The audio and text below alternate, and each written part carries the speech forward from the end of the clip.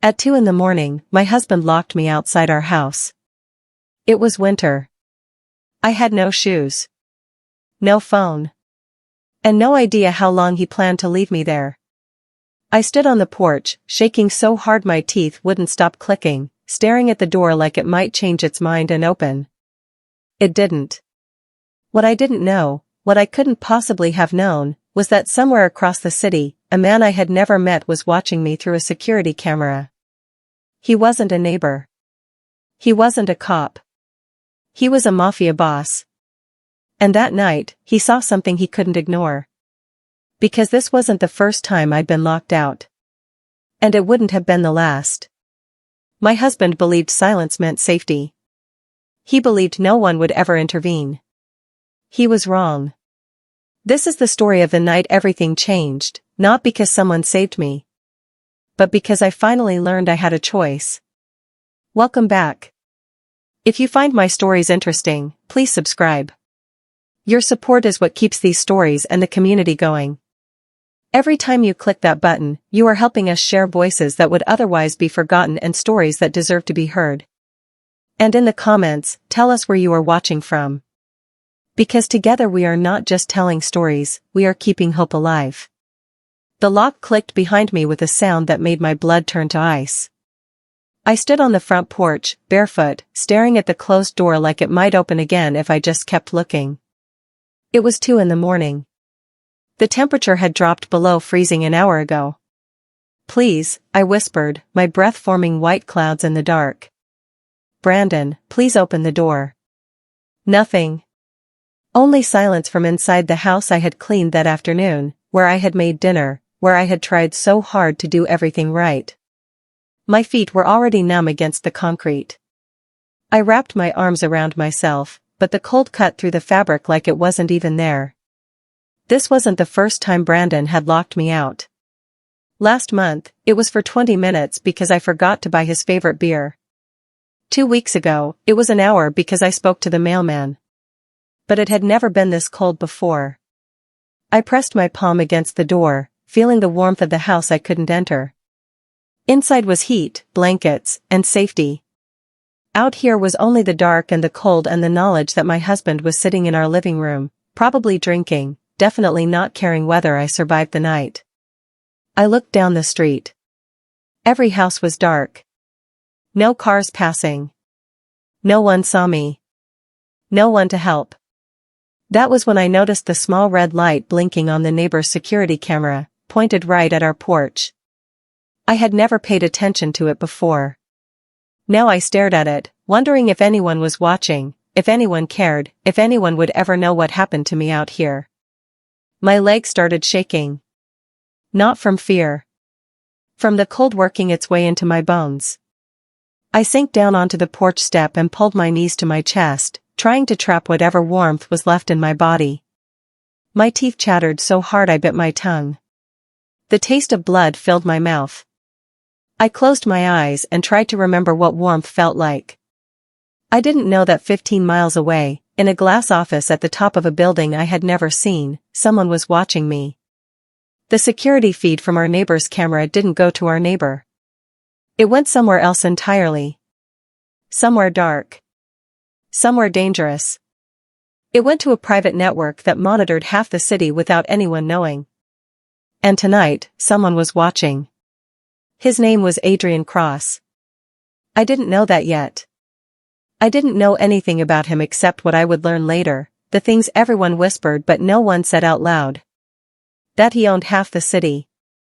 Those people disappeared when they crossed him. That the police looked the other way when his name came up. But I didn't know any of that as I sat on my porch, freezing to death while my husband watched television inside. Adrian was working late, scrolling through security feeds the way other people scroll through social media. He wasn't looking for anything specific. Just watching. Observing. Making sure his city stayed under his control. That was when he saw me. A woman in a nightgown, barefoot, shaking on a porch in the middle of winter. He stopped scrolling. His finger hovered over the button that would move to the next feed.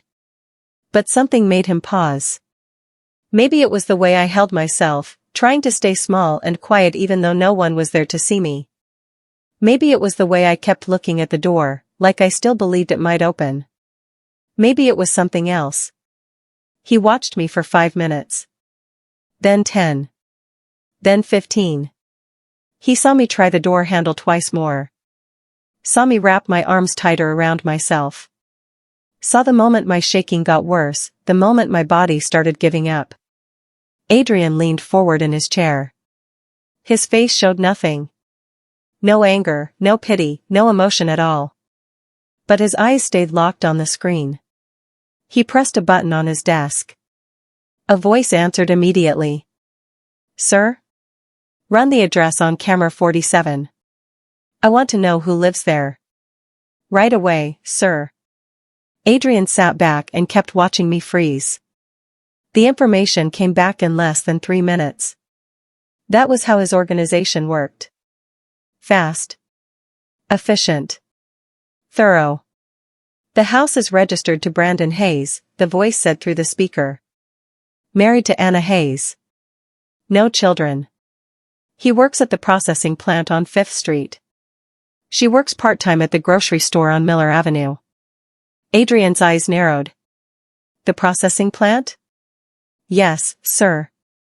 He knew that plant. He knew it very well. The owner, Thomas Reed, paid Adrian a percentage every month to operate without interference. The workers didn't know it, but they were all connected to Adrian's network whether they wanted to be or not. What else? Adrian asked. Papers rustled on the other end. Brandon Hayes has a record. 2 arrests for assault, both charges dropped. 1 domestic disturbance call 3 years ago, no arrest made. History of. Enough. Adrian cut him off. He stared at the screen where I was still sitting, still shaking, still alone. A man who worked in his network. A man who hurt women. A man who was stupid enough to leave his wife outside to freeze where cameras could see.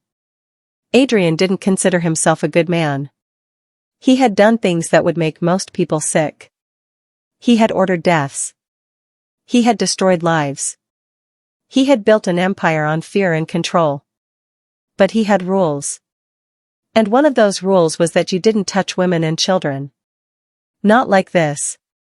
Not ever. He watched me try to stand up and fail, my legs too weak from the cold. Watched me curl back into a ball on the concrete. Watched my shoulders shake with silent crying. I was trying to hide from no one. Send a car, Adrian said. Sir? Send a car to that address. Now. There was a pause. What should we tell the driver? Adrian thought about that. He could order the door kicked in. Could order Brandon Hayes dragged out into the street. Could order a lot of things. But he didn't. Not yet. Tell the driver to wait. I want to see what she does. I don't know how long I sat there before I realized I was going to die if I didn't move. My brain felt slow and thick, like trying to think through mud. I knew that was a bad sign. I had read about hypothermia once. I knew what happened when your body temperature dropped too low. You got confused.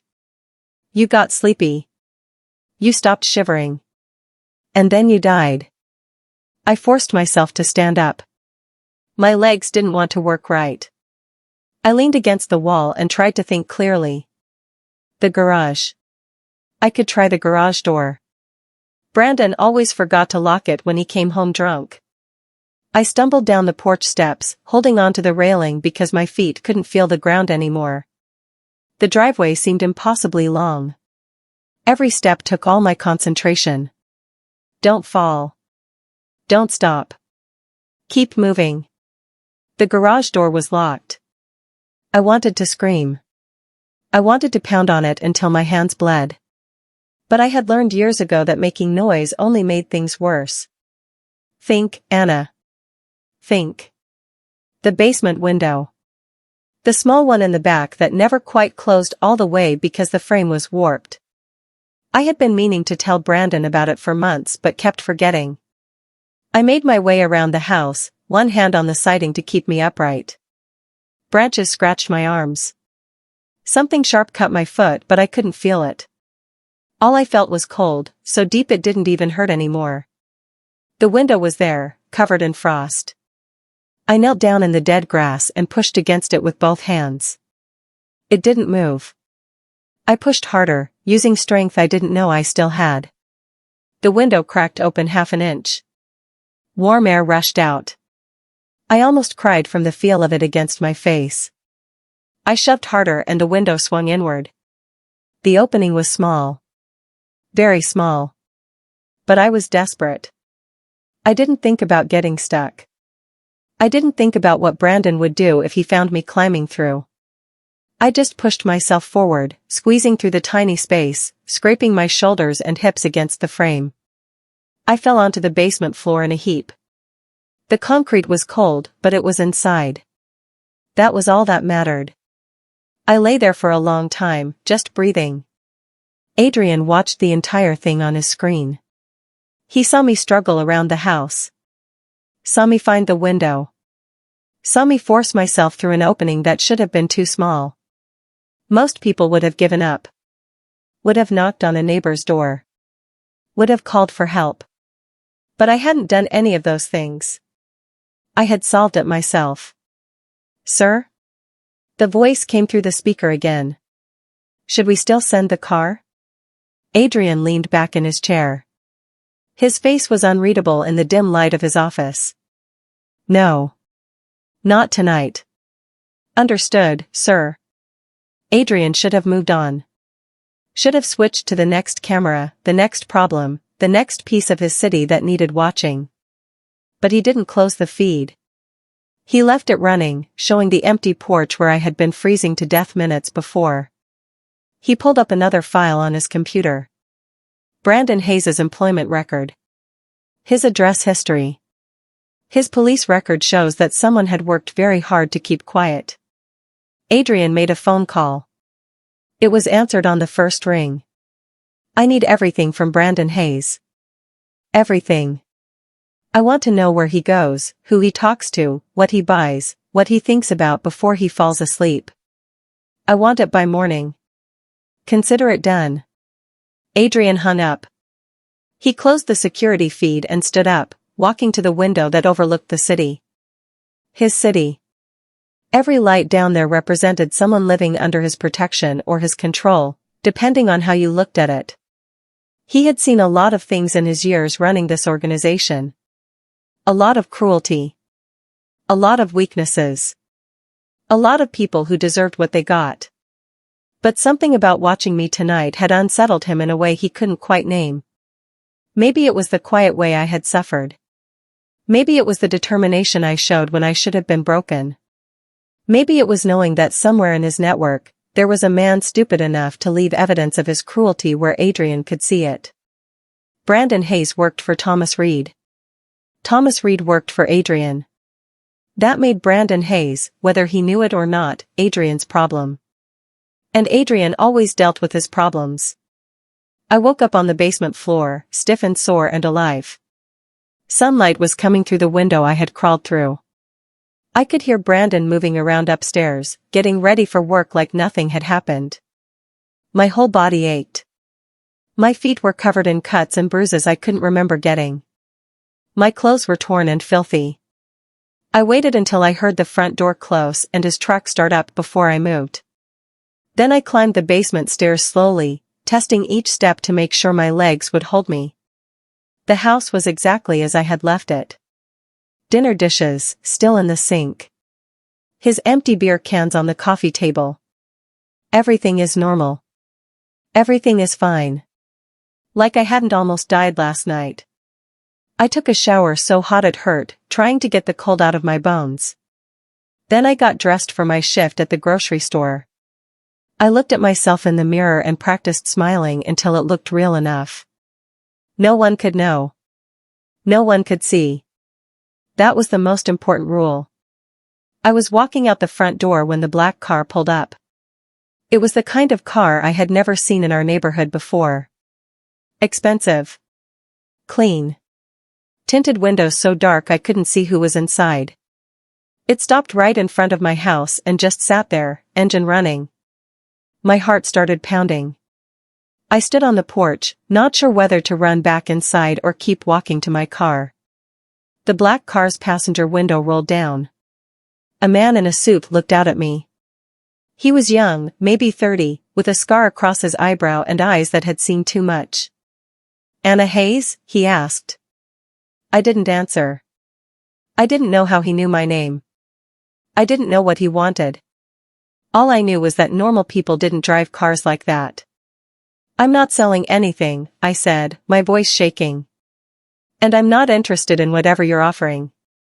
The man didn't smile. "Mr. Cross would like to speak with you." "I don't know anyone named Cross." "He knows you." The man opened the car door and stepped out. He wasn't threatening. He didn't move toward me. He just stood there, waiting. "Please, Mrs. Hayes. It's important. I have to go to work. Your shift has been covered." That stopped me cold. How did he know where I worked? How did he know my schedule?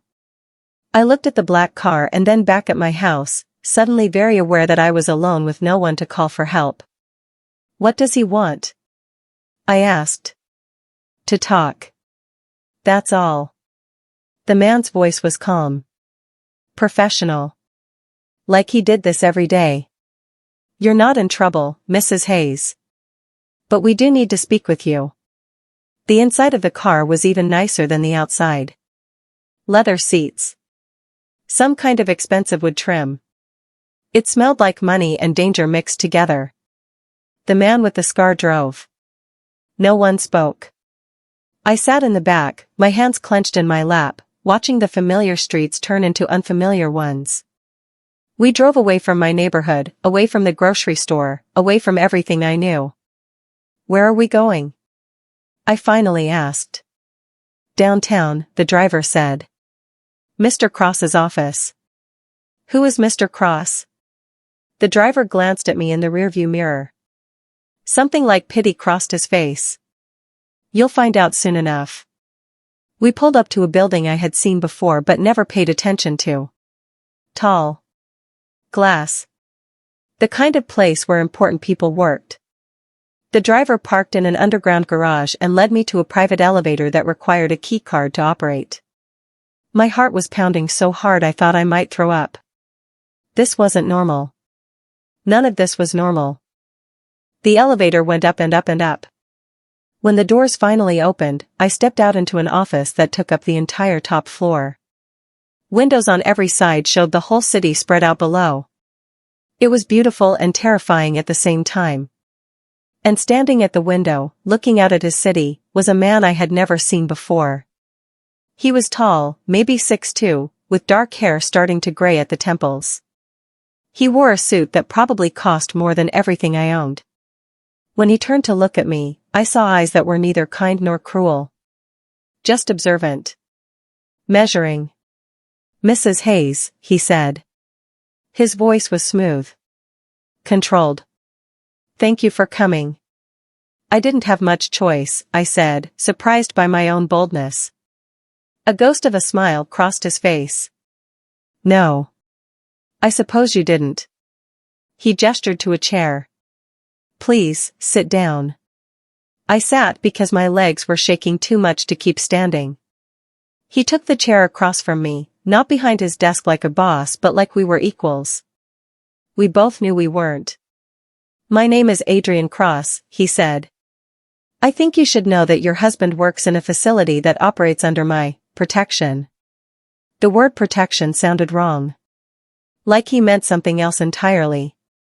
"I don't understand," I said. "You don't need to understand everything right now." He leaned forward slightly. "What you need to understand is that I saw what happened to you last night." The blood drained from my face. "The security camera," I whispered. "The one in the neighbor's house." "It's not your neighbor's camera," Adrian said. "It's mine. Along with about 300 others in this city. I monitor them regularly." He paused. "I saw you locked outside. I saw you nearly freeze to death.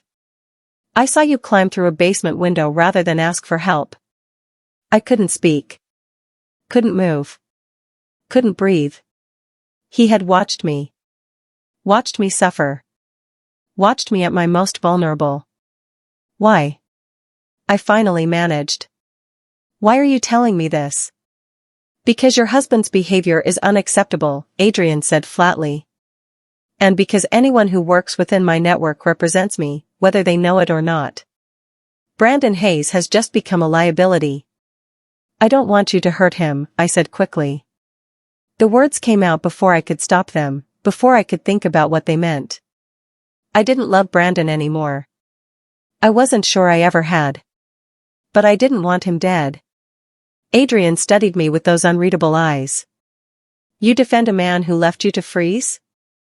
I defend myself from becoming responsible for whatever you're planning. Something shifted in his expression. Not respect, exactly. But recognition. Like he was seeing me properly for the first time. You're not what I expected, he said. What did you expect? A victim. Someone broken. He stood up and walked back to the window. That's not what I saw last night. I saw someone who solved their own problem when no one else would help them. I didn't know what to say to that. I sat there in my grocery store uniform, in a billionaire's office, talking to a man who was definitely a criminal about my marriage like it was perfectly normal. Mrs. Hayes, Adrian said without turning around. I'm going to ask you some questions. I need you to answer them honestly. And if I don't? Then this conversation ends, you go home, and nothing changes. Your husband continues to hurt you. You continue to survive it. And eventually, one night, you won't. The bluntness of it hit me like a physical blow. Because he was right. I knew he was right. What do you want to know? I asked quietly. He turned around. Everything. I told him things I had never told anyone. Not because he threatened me. Not because I was afraid of him. But because for the first time in 3 years, someone was actually listening. I told him about the first time Brandon hit me. About how he apologized and cried and swore it would never happen again. About how it happened again anyway, and again, until I stopped counting. I told him about the times he locked me out before, though never in weather that cold. About how he controlled every dollar I earned. About how he had isolated me from my friends until I didn't have anyone to call. Adrian listened without interrupting. He didn't look shocked or disgusted. He just listened like he was filing away information to use later. Why didn't you leave? He asked when I finished. It was the question everyone asked, the one that made victims feel stupid and small. Where would I go? I asked. I have no money. No family. No friends left. He made sure of that. You could have gone to a shelter. I tried once. The memory still hurts. He found me in 2 days. Dragged me home. After that. I looked down at my hands. After that, I stopped trying. Adrian was quiet for a long moment. Then he said something I wasn't expecting. Your husband has been stealing from the processing plant. I looked up sharply. What? Small amounts. Nothing that would be noticed immediately. But it adds up. Adrian's face was unreadable. The plant owner, Thomas Reed, pays me to ensure smooth operations. That includes making sure employees don't steal. My stomach dropped. You're going to kill him. I'm going to deal with him, Adrian corrected. How I deal with him depends on several factors. Like what? Like you. He sat down across from me again. I have a proposition for you, Mrs. Hayes. I waited, my heart pounding. Your husband is going to face consequences for his actions. That's not negotiable. But the severity of those consequences, that could vary. He paused. I need someone I can trust. Someone who understands loyalty because they've been loyal to someone who never deserved it. Someone who can be discreet. I don't understand. I'm offering you a job, Adrian said. And protection. And a fresh start. In exchange, you work for me. What kind of work? I asked, my voice barely above a whisper. I have a nephew, Adrian said. His name is Owen. He's 7 years old. His mother was my sister. He paused, and for the first time I saw emotion flicker across his face. She died 2 years ago. The boy hasn't spoken since. I'm not a therapist, I said. I don't need a therapist. I need someone who understands what it means to hurt quietly. Adrian leaned forward. I watched you last night, Mrs. Hayes. You suffered alone. You didn't scream or bang on the windows. You solved your problem with the tools you had. That's rare. You want me to take care of a child? I couldn't keep the disbelief out of my voice. You do illegal things. And you want me around a child? I keep my business separate from my home, Adrian said sharply. Owen lives in a safe house with staff. He's protected. But he's also broken. And every therapist, every specialist, every highly educated expert I've hired has failed to reach him. So you think the grocery store clerk with no degree will do better? I think someone who knows what it's like to be trapped might understand him better than someone who's read about it in a book. I sat back in my chair, trying to process what he was offering. A job. Protection. A way out. But also a way deeper into a world I didn't understand. What happened to Brandon? I asked. He's already being dealt with. I want to know what that means. Adrian studied me. You want to know, or you want to stop it? I thought about last night. About the cold. About all the nights before that. About 3 years of walking on eggshells and apologizing for existing. I want to know, I said. He'll be arrested. The police will find evidence of his theft. He'll go to prison for a few years. When he gets out, he'll be encouraged very strongly to leave the city and never come back. Adrian's voice was calm, matter of fact. No violence. No death. Just consequences. It was more mercy than Brandon deserved. More mercy than he had ever shown me. And if I say no? I asked. Then you go home. I'll still deal with your husband because he's a liability. But you go back to that house alone. The choice wasn't really a choice at all. Adrian's driver took me to a house I had never seen before. It was in a neighborhood I didn't recognize, one where the lawns were perfect and the cars were expensive and everything looked like a movie set. The house itself was large but not enormous. 3 stories, brick, with security cameras I could actually see this time. The driver pulled into the circular driveway and turned off the engine. Someone will meet you at the door, he said. She'll explain everything. I got out of the car on shaky legs. The front door opened before I reached it. A woman in her 50s stood there, wearing casual clothes but with the posture of someone who had been military once. Mrs. Hayes, she said. I'm Patricia. I run the household. Anna, I corrected automatically. Just Anna. She gave me a small smile. Come inside, Anna. I'll show you around. The inside of the house was warm and comfortable. Not as fancy as Adrian's office, but nice. Very nice. The kind of place I had only ever seen on television. Patricia led me through the main floor, pointing out rooms and explaining schedules and routines. My head spun trying to keep track of it all. Mr. Owen's room is on the 2nd floor, Patricia said as we climbed the stairs. He keeps to himself most of the time. We bring him meals, but he doesn't always eat them.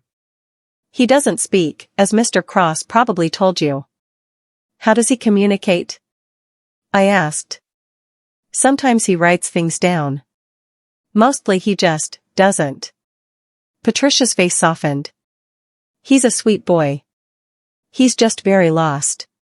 She stopped outside a closed door. This will be your room. Right across the hall from Owen's. Mr. Cross thought it would be good if you were close. She opened the door to show me a bedroom bigger than my entire apartment. A real bed with a thick comforter. A dresser. A window that looked out over a garden. Everything is clean and safe in mine. I almost cried looking at it. Take some time to settle in, Patricia said gently. Dinner is at 6. I'll come get you. She left me alone in the room. I sat on the edge of the bed and tried to understand what had just happened to my life. Yesterday I was a grocery store clerk married to a man who hurt me.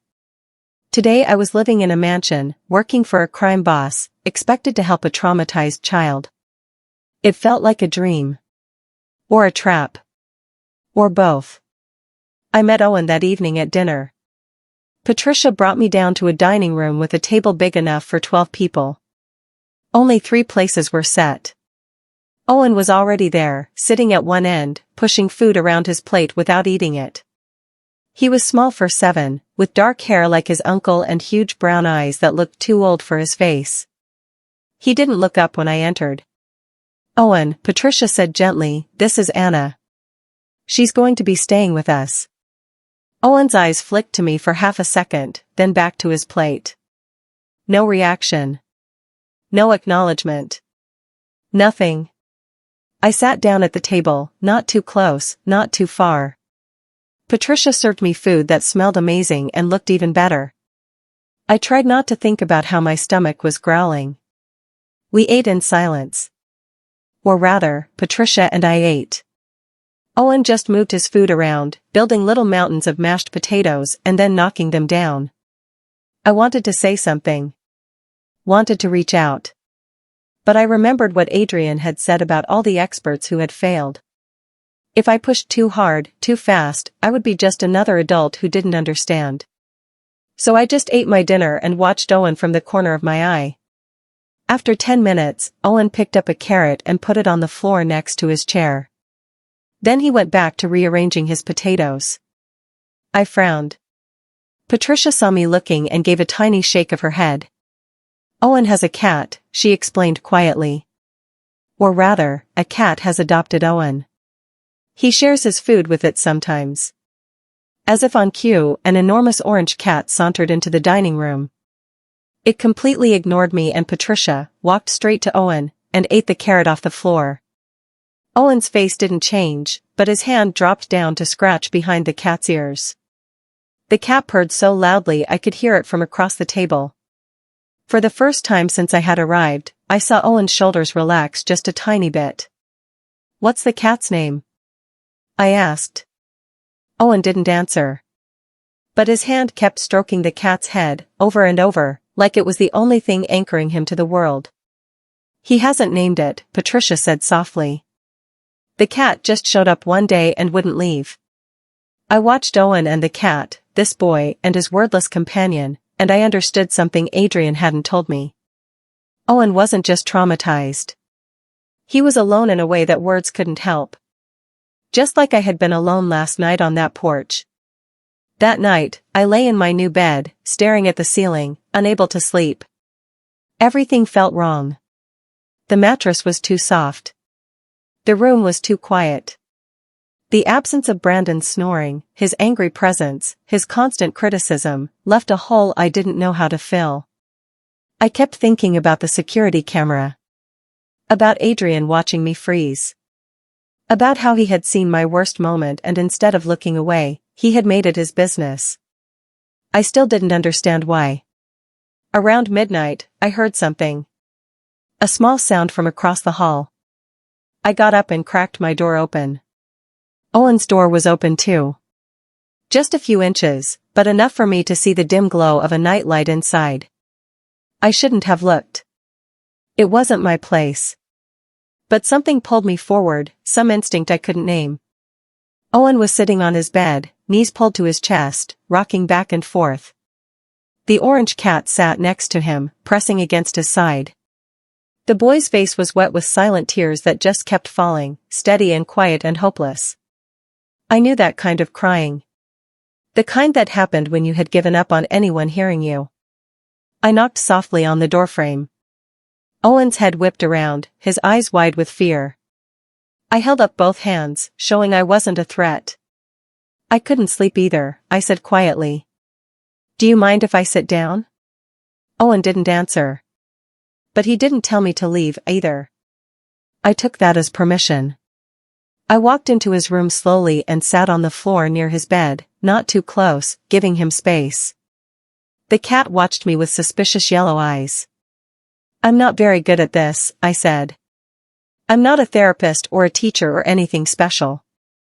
I'm just someone who knows what it's like to hurt quietly. Owen stared at me. Still crying. Still silent. Your uncle told me you haven't spoken since your mom died, I continued. That must be hard. Everyone probably tries to make you talk, right? Like if you just say the right words, everything will be okay? Owen's rocking slowed a little. I think that's stupid, I said. Sometimes words don't help. Sometimes they just make things worse. Owen wiped his eyes with the back of his hand. The tears kept falling but his breathing was starting to steady. I won't try to make you talk, I told him. But if you want to sit together and be quiet, I can do that. I'm very good at being quiet. We sat like that for a long time. Me on the floor. Owen on his bed. The cat between us, purring like an engine. Neither of us spoke. Neither of us needed to. Eventually, Owen's crying stopped. He uncurled a little, his body relaxing. He looked at me, really looked at me, and something passed between us. Recognition. Understanding. The knowledge that we had both been broken by people who were supposed to love us. Owen lay down, still watching me. The cat curled up against his chest. I stayed on the floor until his breathing evened out and his eyes closed and sleep finally took him. Then I went back to my room and cried for the first time in 3 years. The days started to form a rhythm.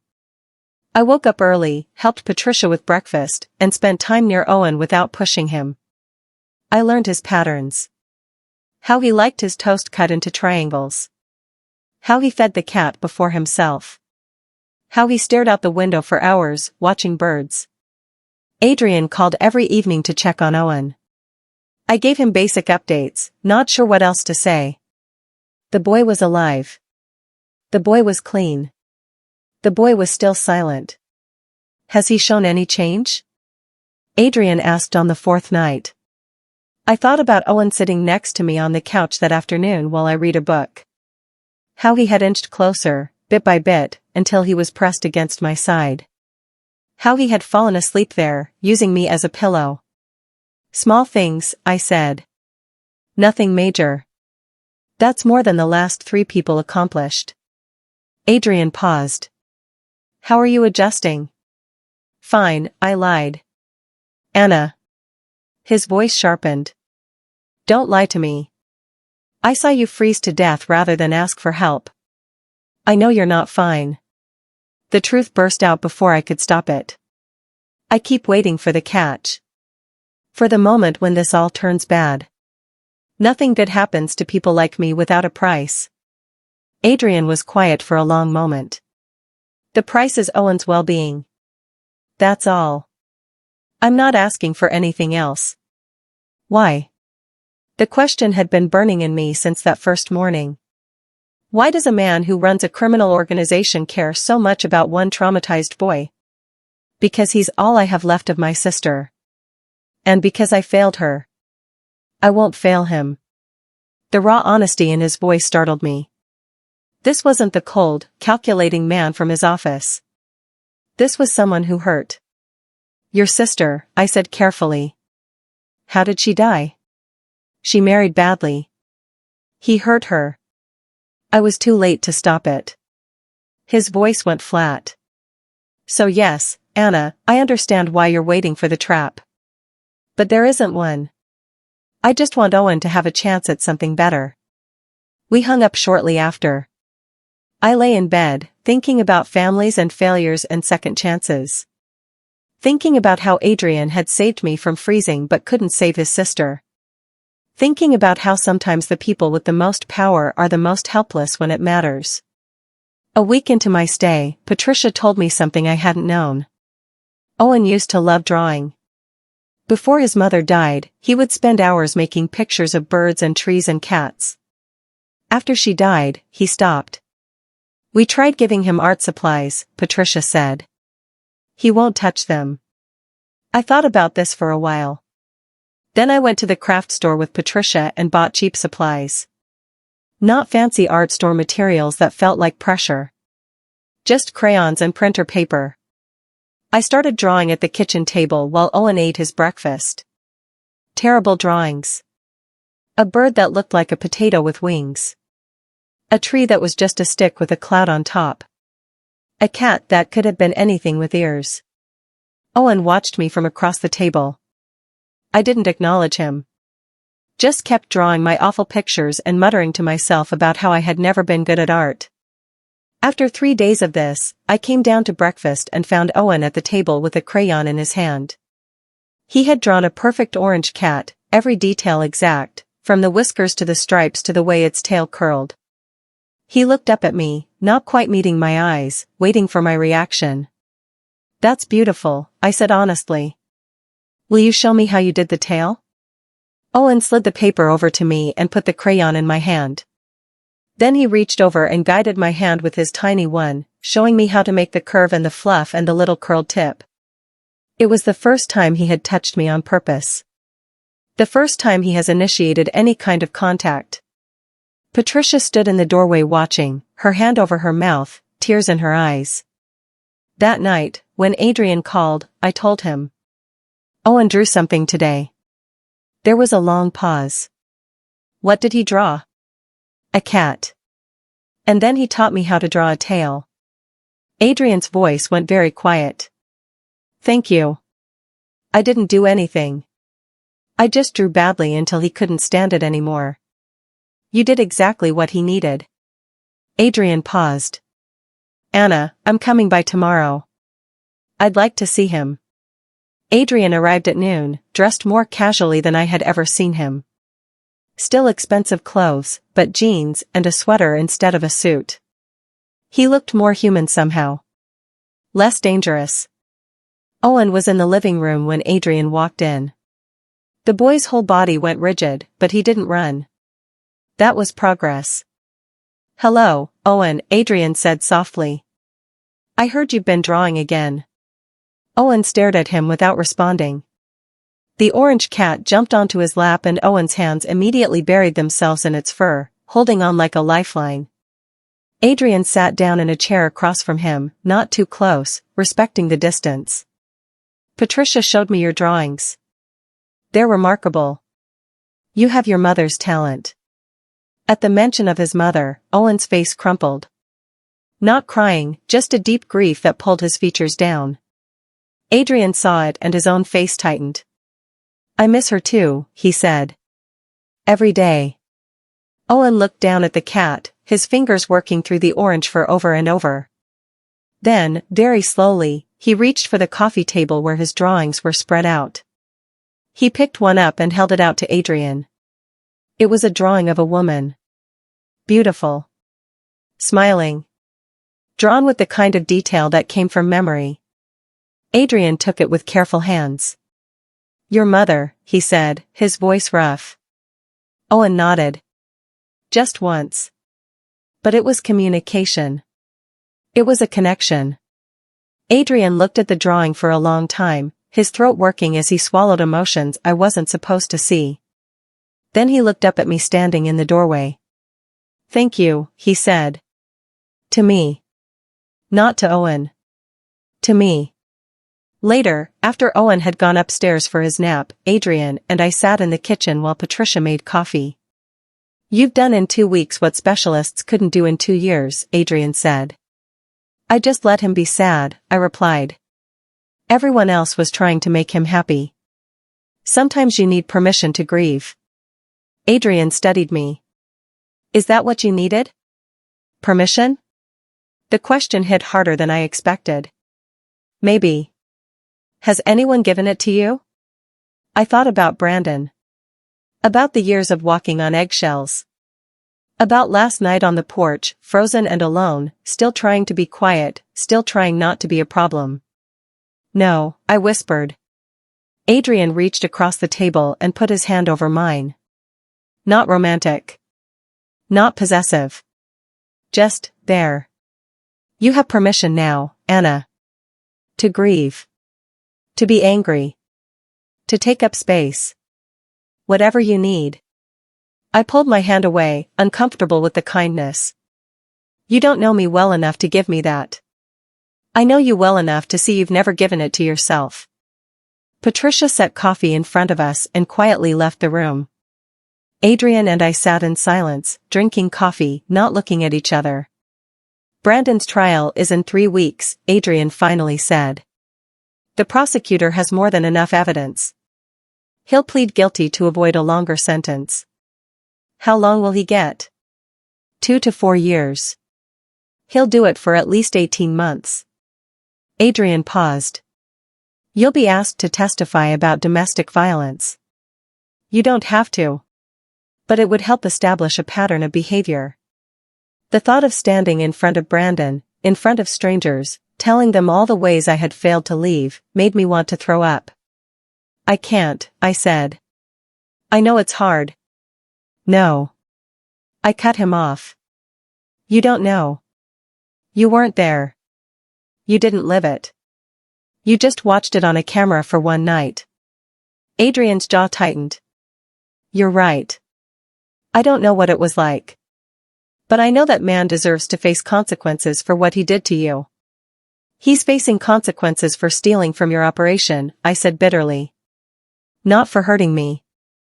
Let's not pretend this is about justice. It's about both. It's about control. I stood up, my chair scraping loudly. Everything is about control with people like you. You saw me suffering and you took control of my life. You didn't ask what I wanted. You just decided what was best and made it happen. Would you prefer I had left you there? Adrian asked quietly. That stopped me. Because no, I wouldn't have preferred that. And we both knew it. I'm grateful, I said. I just don't like being someone's project. You're not a project. He stopped himself. What? Adrian stood up. You're someone who deserves better than what you got. That's all. He left the kitchen. I heard the front door close a few minutes later.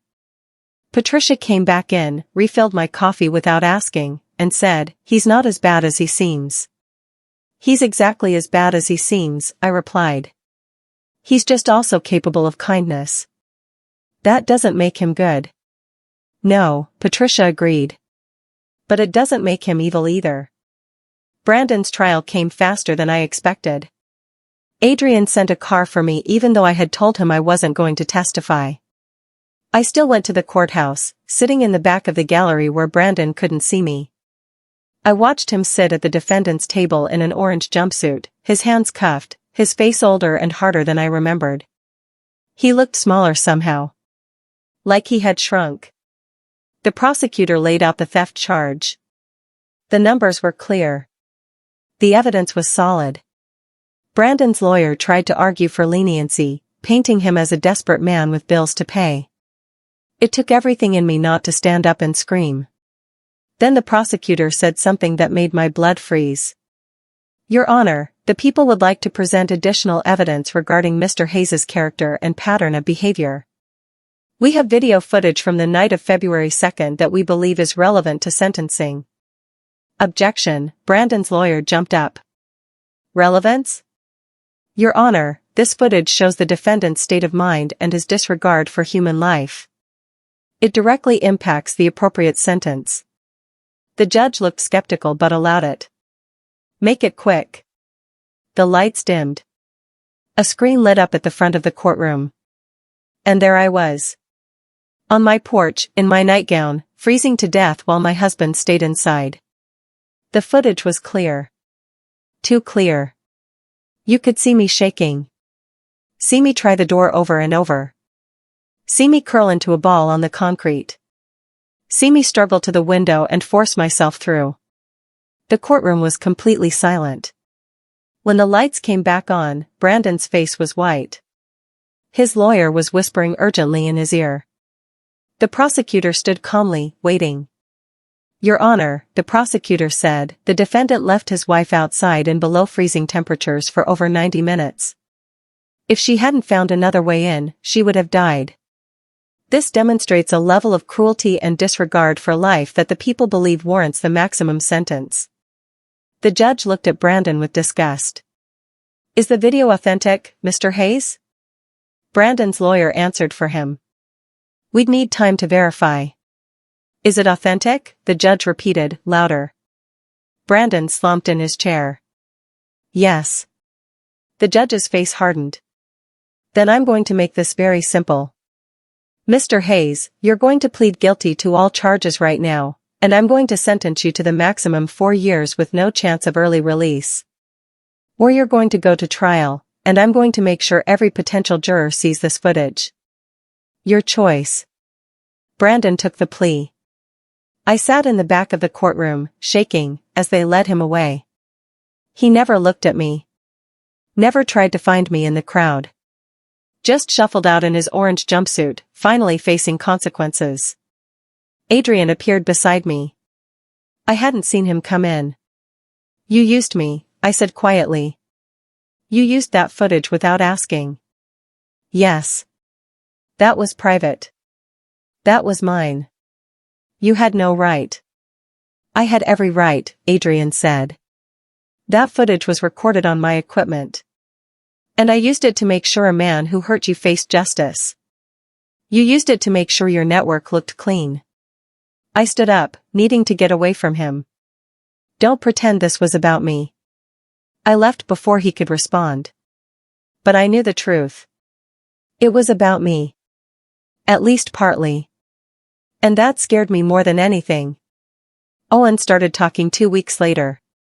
Not full sentences. Just small words. Cat when he fed the orange ball of fur. Thank you when Patricia brought him juice. Yes and no when I asked him questions. But they were words. Real words. Progress. Adrian came by more often after Brandon's sentencing. He'd sit with Owen, showing him card tricks or just watching him draw. The boy still didn't hug him, didn't seek physical comfort, but he tolerated his uncle's presence. That was something. One afternoon, while Owen was napping and Patricia was grocery shopping, Adrian found me in the garden. I was pulling weeds, needing something physical to do with my hands. "You're still angry with me," he observed. "I'm not angry. I sat back on my heels. "I don't know what I am." Adrian knelt down next to me, not caring about the dirt. "Tell me." "You made me helpless again," I said. "I left Brandon's control and walked right into yours. You decide where I live, what I do, who I see. You used my worst moment as evidence without asking." "You're right," Adrian interrupted. That stopped me. I had expected him to argue. To explain. Not to agree. "You're right," he said again. "I took control of your life because that's what I do. I see a problem, I fix it.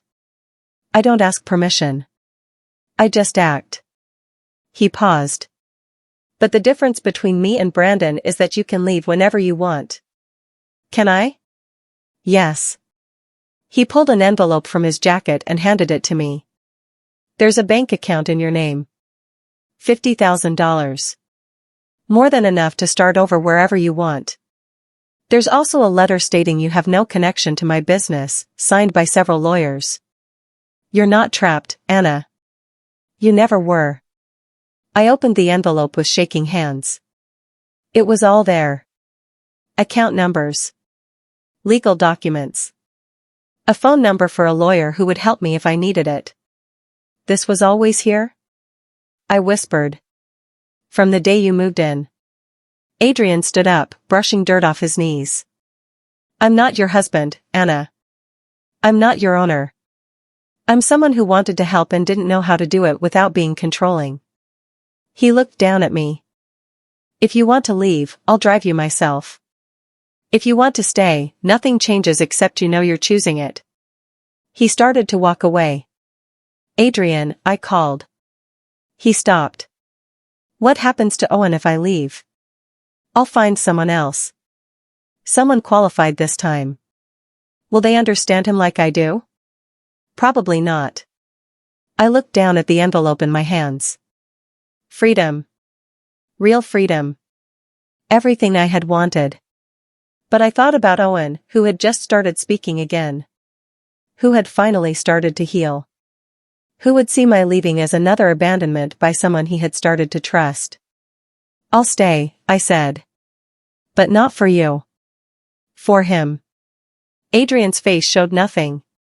Whatever the reason, I'm grateful. He left me in the garden, holding freedom in my hands and choosing to stay anyway. 3 months in, Owen spoke his first full sentence. I was reading to him before bed, something we did every night now. He was curled under his blankets with the orange cat purring against his chest. Anna, he said. I looked up. Yes? Will you stay? His voice was small and scared. Forever? The question broke my heart. Because I didn't know the answer. Because forever was a long time and this situation was temporary and nothing stayed good in my life for very long. But I looked at his face, so hopeful and so terrified, and I lied. Yes, Owen. I'll stay. He smiled. An actual smile. The first one I had seen. Then he rolled over and went to sleep. I went to my room and cried for an hour, knowing I had just made a promise I couldn't keep. Adrian called later that night. Patricia told me Owen asked you to stay. He's 7. He doesn't understand that nothing is permanent. Don't you want to stay? I was quiet for a long time. It doesn't matter what I want. Eventually, something will happen.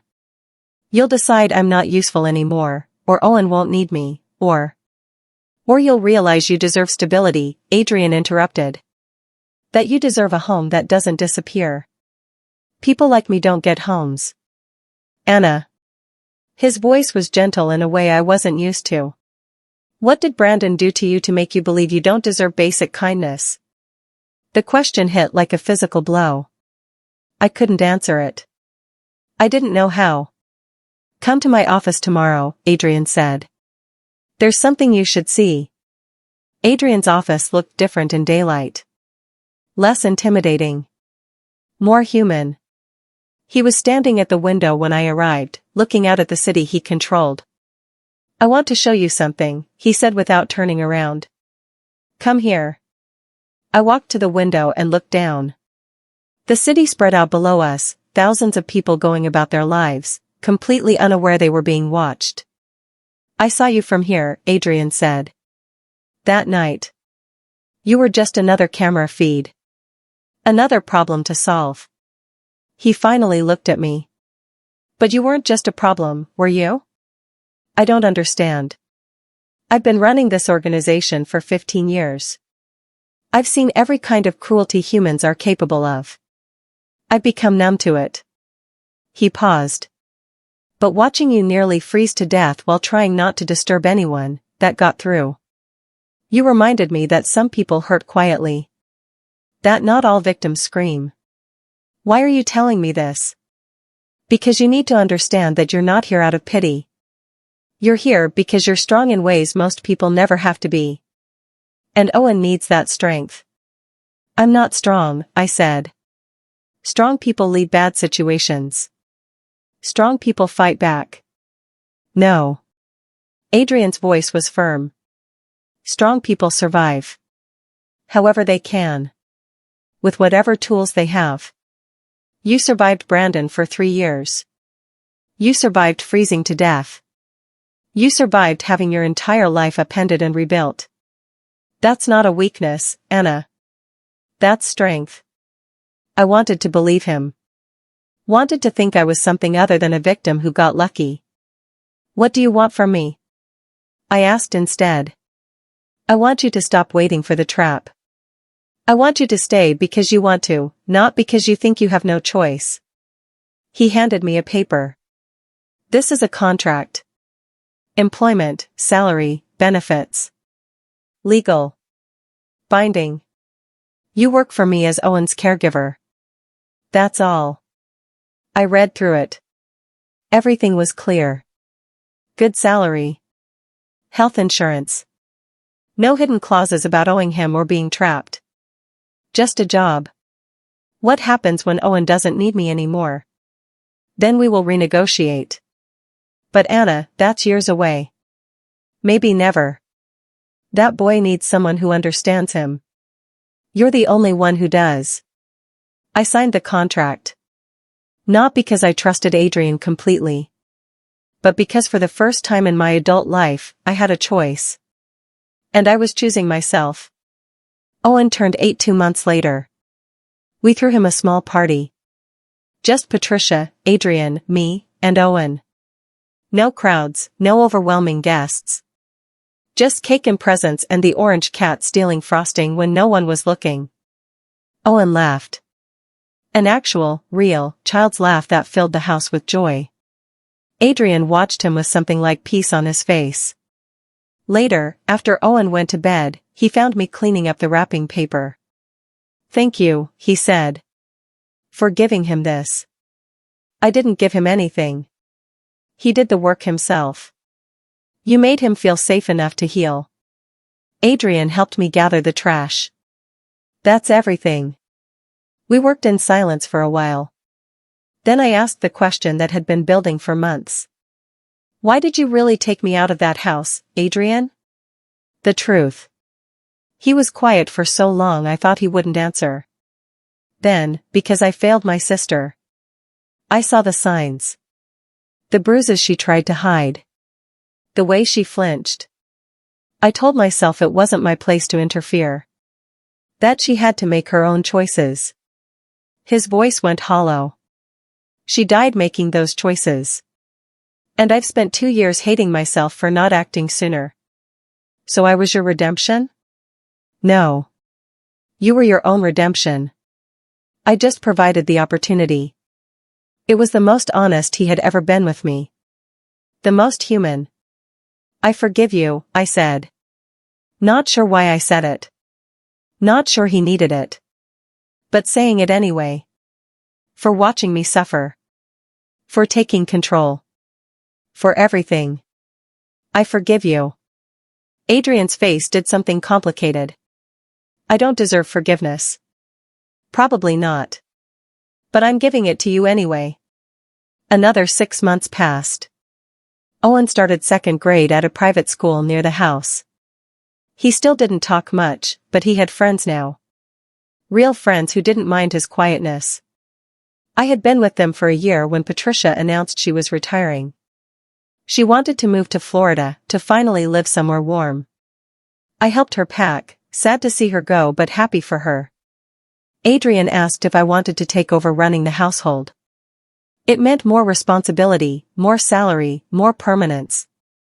I said yes. The house became mine in a way it hadn't been before. I hired staff. I managed schedules. I made decisions about Owen's care and education. I stopped being someone who lived there and became someone who belonged there. Brandon got out of prison after 18 months. I heard through a lawyer that he had moved to another state, that he wasn't allowed to contact me, that he was on probation. I waited for the fear to come back. For the nightmares of him showing up at my door. They never came. I realized one morning that I hadn't thought about Brandon in weeks. That he had become a stranger. A bad memory. Nothing more. I was free. It was almost 2 years after that frozen night when Adrian showed up at the house unannounced. He looked tired. More tired than I had ever seen him. Can we talk? He asked. We sat in the living room. Owen was at school. The house was quiet. I'm getting out, Adrian said. I stared at him. Out of what? The business. All of it. He rubbed his face. I've been working for 2 years to legitimize my operations. Selling off the illegal parts. Making everything legal. It's almost done. Why? Because of you. He looked at me. And Owen. Watching you build a life here, watching Owen heal, made me realize I don't want to be this person anymore. I don't want to run a criminal empire. I want to be someone my nephew can be proud of. That's a big change. It's a necessary one. He paused. But it means relocating. The people I'm selling to won't want me around. They'll want a clean break. I'm moving out of the city. My stomach dropped. Where? Upstate. A smaller city. Quiet. Safe. He leaned forward. I want you and Owen to come with me. Adrian. I'm not asking as your employer. I'm asking as someone who. He stopped, searching for words. As someone who can't imagine Owen's life without you in it. Or mine. The confession hung in the air between us. You're saying you want me to uproot my entire life, move to a strange city, because you've decided to make a change? Yes. No apology. No hedging. Just honesty. That's insane. I know. I have a life here now. A job. Stability. You have those things because I gave them to you, Adrian said. And I'm offering them again, somewhere better. Somewhere no one knows your history. Somewhere you can be whoever you want to be. What about Owen? Owen needs you. That won't change based on location. Adrian's voice softened. Anna, I'm not trying to control you. I'm trying to offer you something I never had. A fresh start. A real one. I thought about the frozen girl on the porch 2 years ago. How far I had come. How much I had changed. How I had built a life from nothing and survived. I need to think about it, I said. Take all the time you need. We haven't moved for 3 months. I talked to Owen about it. Explained that his uncle wanted to move somewhere new, somewhere safer. Asked him how he felt about leaving his school, his friends, his house. Will you be there? Owen asked. That's what I'm trying to decide. Owen thought about it with the seriousness only an 8-year-old could muster. Then, I don't want to leave if you're not coming. But if you are, then it's okay. Why? Because home isn't a place. It's people. He looked at me with those 2 old eyes. You and Uncle Adrian are my people. Everywhere else is just buildings. Out of the mouths of children. I found Adrian in his office that night, packing files into boxes. I'll come, I said from the doorway. He looked up. You will? On one condition. Name it. Stop trying to save me. Stop trying to fix me. I'm not broken anymore, Adrian. I'm just living. And if we're going to do this, whatever this is, I need you to see me as an equal. Not a project. Not someone who needs protection. An equal. Adrian stood up and walked over to me. We were inches apart. I could see the flecks of gray in his dark eyes, the tension in his jaw, the way he was holding himself back from something. You were never a project, Anna, he said quietly. You were always something more. What? He didn't answer with words.